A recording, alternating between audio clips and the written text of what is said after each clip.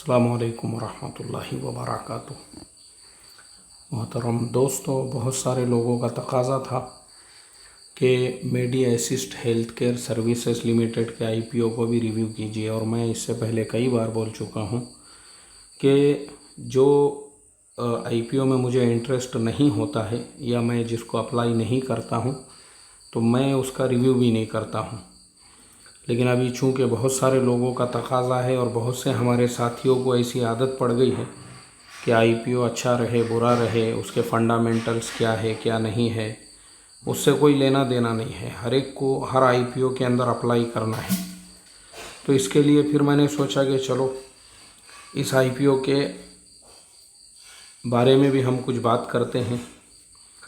तो देखो, इस आईपीओ के सारे डिटेल्स बताने से पहले मैं आपको सिर्फ इसके बेसिक्स आपको बता देता हूँ कि मैं इसमें क्यों अप्लाई करना नहीं चाहता। जो बेसिक इसका रीज़न है वो ये है कि ये आईपीओ जो है ना, ये ऑफ़र फॉर सेल है।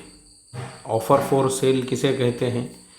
ऑफ़र फॉर सेल इस चीज़ को कहते हैं कि जैसे जो प्रमोटर्स है वो ख़ुद अपने शेयर्स बेच रहे हैं मार्केट के अंदर। मतलब ऐसा इनको कोई तकाज़ा नहीं है कि कंपनी का कारोबार बढ़ाना है या कंपनी के अंदर जो है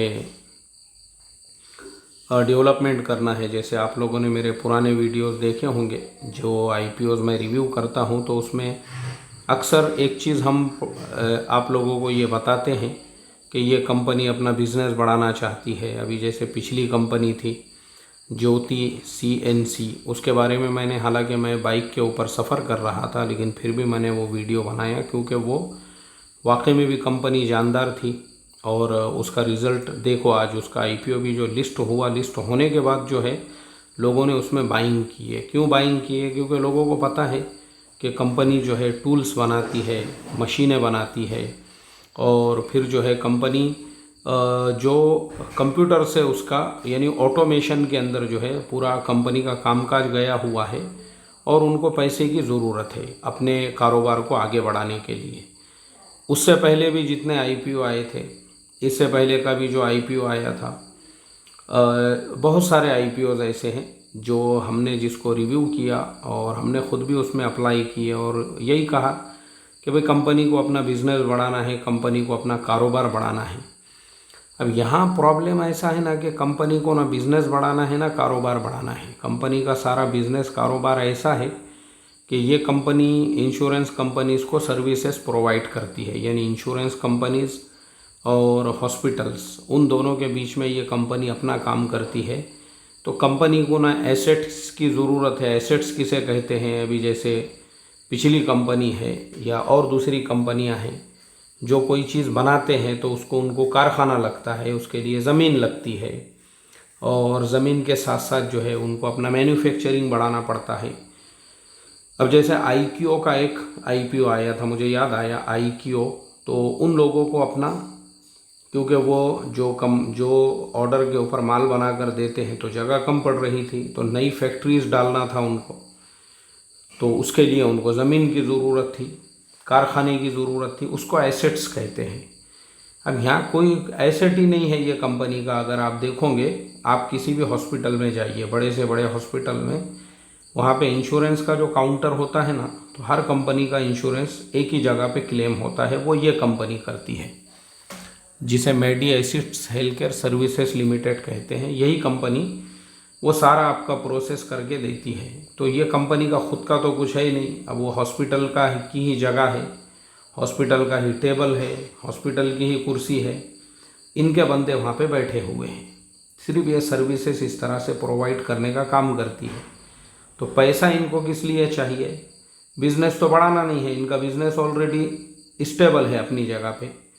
लेकिन इनको क्या करना है? अब जो प्रमोटर्स है, अभी देखो मैं आपको आईपीओ डिटेल्स में जाके बताता हूँ तो अच्छे से ये चीज़ समझ में आएगी आपको। जैसे वो चीज़ हर एक के नीचे होती है। अब नीचे में क्या लिखा है इन्होंने, भाई काय के लिए पैसा चाहिए, तो उन्होंने क्या लिखा है देखिए।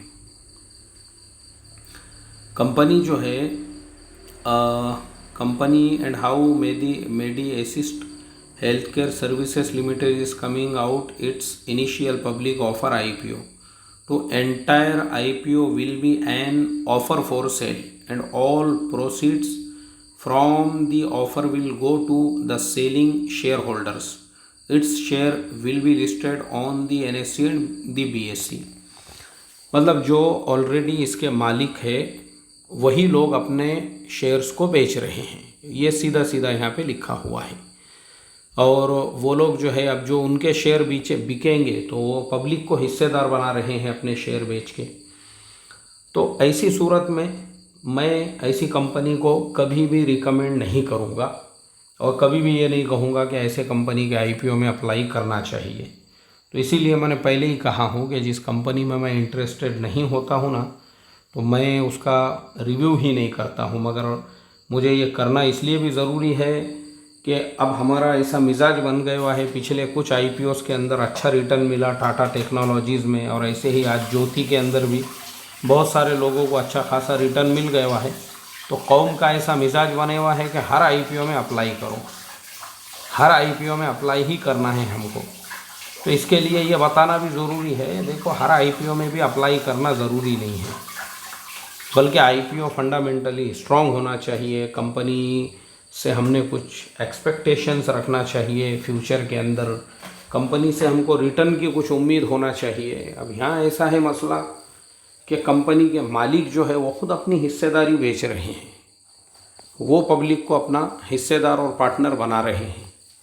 तो इसके लिए हर IPO में भी अप्लाई करना ज़रूरी नहीं है, ये मेरा अपना ओपिनियन है, मेरा आप लोगों को सजेशन या जो है ये नहीं है मेरी तरफ से रिकमेंडेशन।